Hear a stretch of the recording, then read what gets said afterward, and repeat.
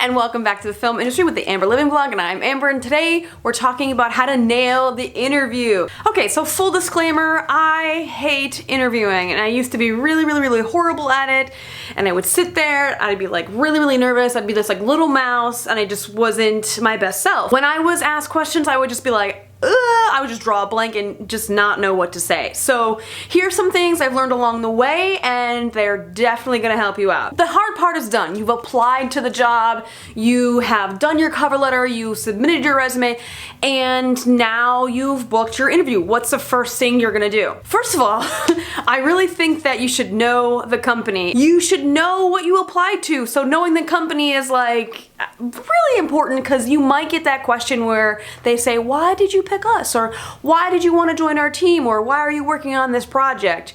And if you don't have anything to say, you're gonna look really dumb. Now this is super important. You may or may not be a really good planner, but you're gonna take that date and time and location of the interview you just got, put it in your damn phone or your calendar or whatever, so you are not late, you know exactly where to go, and you can plan sufficiently to get there. Or, you know, so you don't forget that you actually have this interview. The next thing you're gonna do is you're gonna print your resume. Get a hard copy of your resume ready. Print that shit up, go to Staples, go to Kinko's, do whatever you need to do to get a hard copy of your resume. Now, when you get there, don't shove the friggin' resume down their throat. If they don't ask for it, don't give it to them. Most of the time, they'll be prepared and they'll have one in front of them. In the case they might not have your resume, have a copy of your resume ready and just ready to go to take it with you to the interview. Okay, now this sounds really dumb and probably really preschool, but plan what the hell you're gonna wear. You don't want to be in the scenario where, oh shit, I forgot that I had this interview tomorrow, I don't have time to do my laundry. Figure out what the hell you're gonna wear. Make sure it's ready to go and ready for that day. Make sure you have like at least one goddamn blazer,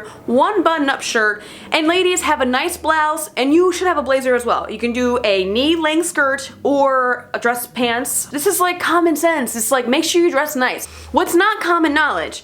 Make sure your hair is put back. If you have long hair, this goes for both sexes. If you have long hair, make sure it's pulled back. I don't care what anyone's saying, like, oh, be yourself, show your personality. People want to see a professional, like, clean-cut person. You may be bohemian style. You can show that other ways. I'm not saying you have to fit into a cookie-cutter mold. I'm saying look clean, professional, and well-groomed. Your smell. Now, this can go both ways. You don't want to smell bad or smell too good. Now, make sure you shower. This is like, come on now people, make sure you shower before your interview. You don't want to go in there smelling bad, okay? And also, you don't want to kill them with so much perfume or cologne. Some people really overdo it, and if the interviewer is like, holy shit, like it just hits them in the face with too much perfume, they're gonna remember that and not the great candidate that you were. Okay, so we've planned out some minor details. Now, to get into the meat and potatoes, you gotta prep for the questions. Interviews go one or two ways. It's either a technical interview or a behavioral interview. So behavioral means like, you'll get questions like, teamwork, where do you fall in a project where you have to work together with 5 people? Or maybe you have a problem-solving one. What do you do with a coworker you're not getting along with? You get questions like that. You get questions about persuasion. When have you persuaded someone to see your side of it? You get all kinds of questions. Now, what I need you to do, go on Google, type in behavioral interview questions. There's like a million of them. Go sit down, write down some answers. The reason why I say this is because the more times you go over these questions, you'll start to remember certain scenarios that you were in. You don't want to be in an interview sitting there on the spot trying to figure out what you're gonna say, going, you know, I really can't think of anything. You don't want to be in that scenario because they're going to think that you weren't prepared, and when you didn't prepare, and it shows. Take a friend out to dinner, a coworker. Say, hey, can you ask me some interview questions and bounce them back and get feedback from people? Because you can say something that'd be like, oh, I don't think you want to say that. There's usually, you know, better ways, or you can finesse certain answers to sound better than, you know, really are. You can turn bad situations into, you know what I learned from that? Make sure you know your strengths and your weaknesses. Have at least 3 things that you're like, this is what I'm really, really good at, and this is what I really suck at, but I learned to do XYZ to remedy this weakness. Preparing is just gonna help you navigate very, very well through the questioning. Another thing that goes along with preparing for the questions with your answers is be honest. They can see right through you. They can see when you're not sincere. They can see when you're honest. So just be honest. So it's the day of their interview. What do? First thing I'm gonna say is make sure you have enough sleep, because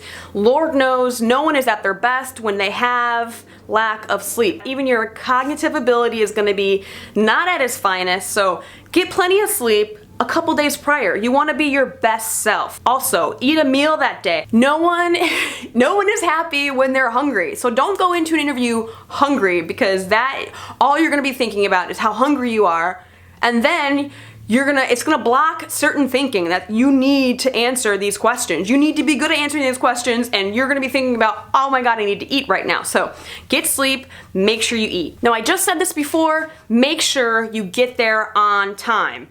This is a really, really big one. I've blown probably a handful of interviews being like 5 minutes late. 10 minutes late. Just makes for a really, really bad start, and it seems like you didn't prepare for that day with the sufficient notice that you had. If the interview is the interview of a lifetime, treat it as such. Do what you have to do to get there on time. If it means running for the bus like I did, making sure you catch the right bus, do it. If it means calling off of work to get there, do it. If it means that you have to skip something important, but if it is the interview of a lifetime, you need to treat it that way. And just think of it, this is a make or break thing. This could change my life. If it is an interview like that, treat it like that. So you're standing outside the building or whatever, wherever they're having the interview.